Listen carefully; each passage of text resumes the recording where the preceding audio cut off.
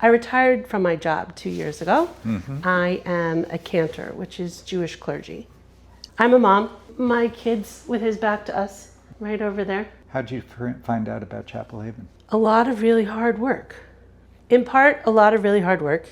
In part, I worked with someone who knew someone who was here. So that was my first introduction. And then that helped me understand that there were places like Chapel Haven, that there were transitional programs to adulthood. And then I sought out other programs like it and went through a whole kind of college tour feel. And then we applied to 5 different places. And Chapel Haven was my first choice the whole time. And our son's second choice the whole time. And we narrowed it down to the top 2, and he still had another choice in mind. And after his week here at Chapel Haven, he came home and he said, I'm going to go to the other place. And I said, okay. And his first night here, when he spent the week here, was not a perfect night. And I said to him, so let's think about what that night would have been like if you'd been at the other place. And the other place didn't have supervision at night. And so we talked through what might have happened and how it would have been different. And he said, oh, you're absolutely right, and I need to be at Chapel Haven, and maybe later I can go to this other place, which was on a college campus. So what that's was how the we difference? found it. You were pretty firm from the start, and he was close to firm from the start. What was the difference? What stood out here for you? So the difference really was about supervision in the end. I think he came to that understanding. I don't think he understood it when we were going through the process. And the other program expected a level of independence that he didn't have yet. And I understood that. Where was that? Other program was on a college campus and was closer to home. And he was interested in the ability to watch sporting events, and he kept saying, I want that college experience. And when push came to shove, he realized and understood that he wasn't ready for that yet. Now he's been here, and I think he loves it here, and I don't think he's given any thought to that other program again. But we'll see. He arrived last September. Is this with the goal to going to college? The goal was not to go to college. He's not a student. He doesn't like to study. He doesn't love to go to class. So that was the other problem for me, was that I didn't think that that was the setting that was the right setting for him. Our goal was independence and having him learn the things that he needed to learn to then become independent. I didn't expect all the other things he'd learn or all the other things he'd acquire. So I didn't imagine he'd make friends in the way he's made friends. I didn't imagine he would ever, on his own, make plans to do something, which he's now doing, including that we happen to have friends who live not far from here. And every once in a while, he texts them and says, will you take me out to lunch? And I never thought that would happen. He doesn't do that with our family. So that he does it with these friends who he doesn't know as well is very impressive to us. In the, 10 months he's been here, I guess it's 11 now, he's begun to understand how to advocate for himself. And he's begun to understand that people could say no, and it'd be okay. And he's begun to understand how friendships work.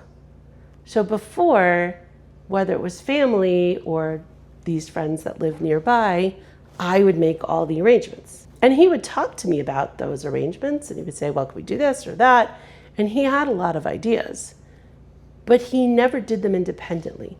And here he doesn't necessarily have that choice. So I don't think he realized how ready he was for the independence to be able to say, oh, I could do this today, but all I have to do is ask. And then Chapel Haven gave him the courage to ask. So he has his Good Morning Chapel Haven teacher, who's his special needs teacher, who's our main contact, and that's Kim Freeman. She's fantastic. And I keep asking her when she's going to teach us the magic stuff that she does. Because I don't know that I can answer your question about what is it about Chapel Haven that's given him this courage and confidence and willingness to break out of his comfort zone. And I still don't know what that magic is, but I know it happens here. And I've asked several times of several different people, like, when are you going to teach the parents? Because when he comes home, he sort of goes back to, I'm at home, I don't have to do much. I'm at home, I can sit in my chair. Which is true to some extent. Everybody deserves a vacation. But what are the kinds of words that they use here? What are the phrases? What are the schedules? What are the expectations? So that when he comes home, we can set similar schedules and expectations. And to some extent in the beginning, that was really hard. And, do the dishes or empty the kitty litter. He's been in charge of that for several years now. But when he came home, he's kind of like, ugh, you've been doing it all this time, you keep doing it. But no, it's your job, you should do it. But more and more he comes home and seems to understand what the expectations are, maybe of himself, let alone of my husband and I, and just sort of does things that are new. But I don't know what the magic sauce is of Chapel Haven. The other programs you looked at were significantly different, besides this one that you mentioned as number 2. Were they all academic and sort of you're on your own now, or were they in different, more special ed environments? So they're all special ed environments. They all seem to have the same 3 pillars: independence, social skills, and life skills. Sorry, that's not right. Independence is life skills, social skills, and vocational skills. All of the programs seem to have those same 3 pillars. The difference was, in some cases, how they were delivered. One program was on a college campus, one program was in a small town, and the kids all lived in apartments in town and had to get themselves back and forth. And we didn't think he was ready for that. One was extremely rural, and we didn't think he would like that. Like, it was roughing it a little bit. It was more like going to camp. And camp is fun for a couple of months, but I'm not quite sure I wanted to be on that camp with a foot of snow either. And there was no place to walk to get a snack or to go out to dinner with friends. That's not how that worked.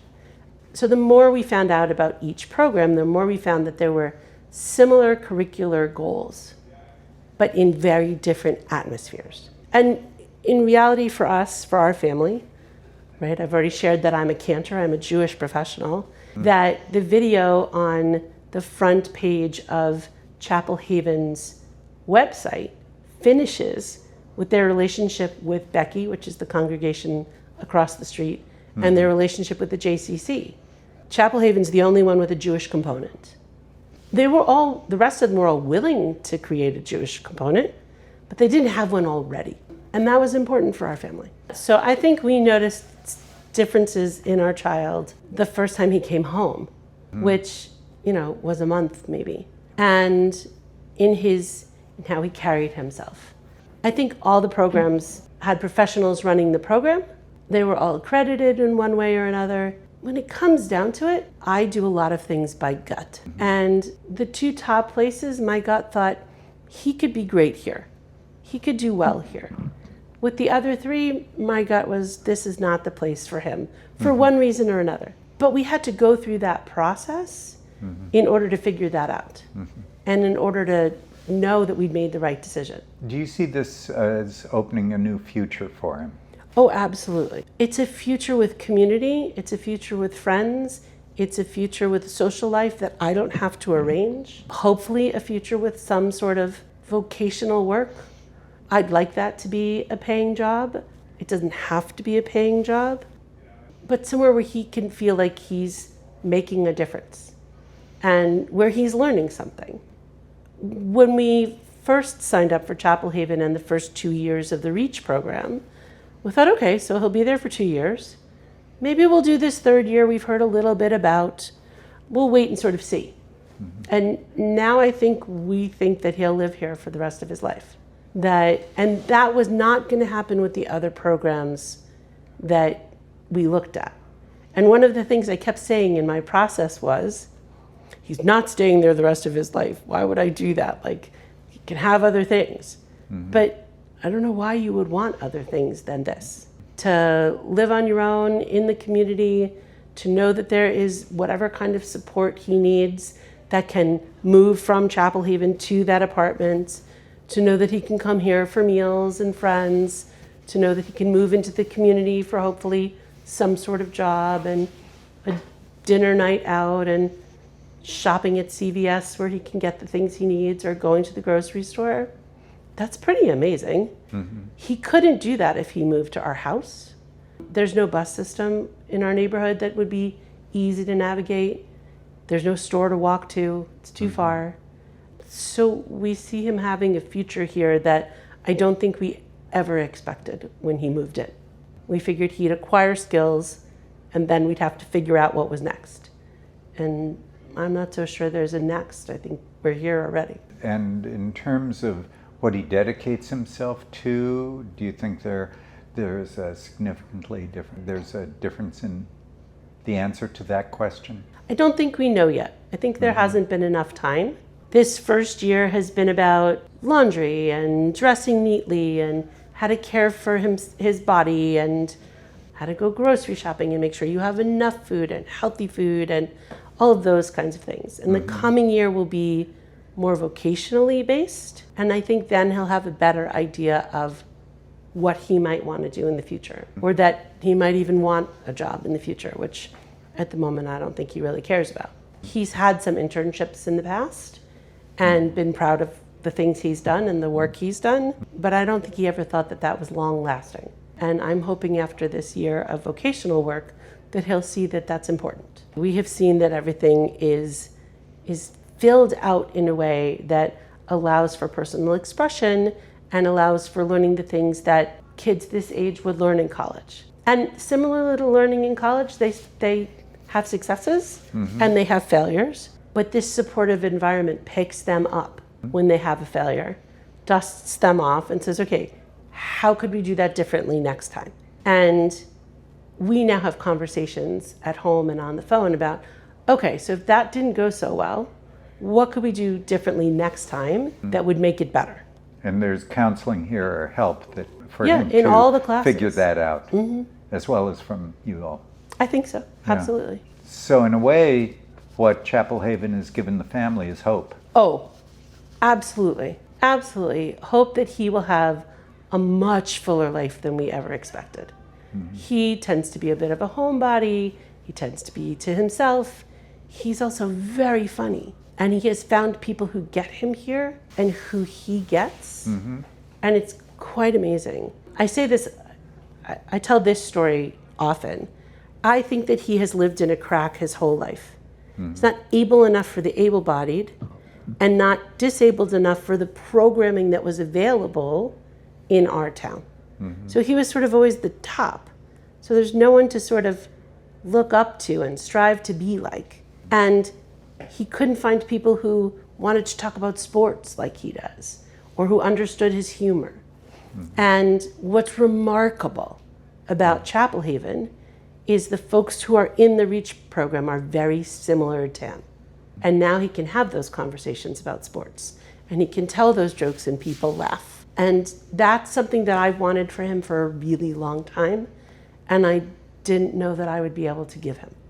And Chapel Haven has given him that, and that's phenomenal. And you're feeling that would be unique among all the alternatives? I think so. I think the other programs we looked at had a similar population, so I think he might have found similar kinds of things, but there's something special about Chapel Haven that I didn't feel in those other places.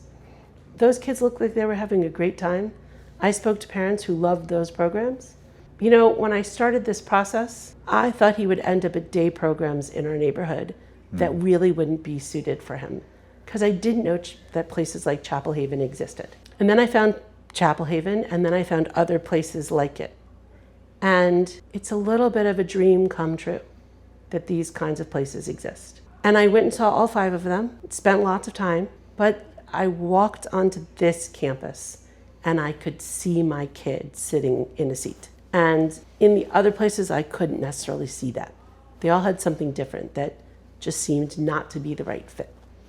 Doesn't make them bad or good, just wasn't the right fit for our kid and our family. He's made friends while we're recording this, I can see him out of the corner of my eye running around with friends, which is something I've never seen before, ever. He had friendships in his classes in high school, for example, that never left the classroom. And now he has friendships that leave the classroom and actually leave the campus. Yeah. And I'm not quite sure I ever thought that would happen. Chapel Haven is an amazing place. There is a magic that seems a little bit undescribable. Is it indescribable? There's just something special about being here. And my kid feels it also. And I think he feels at home here. And that's pretty amazing.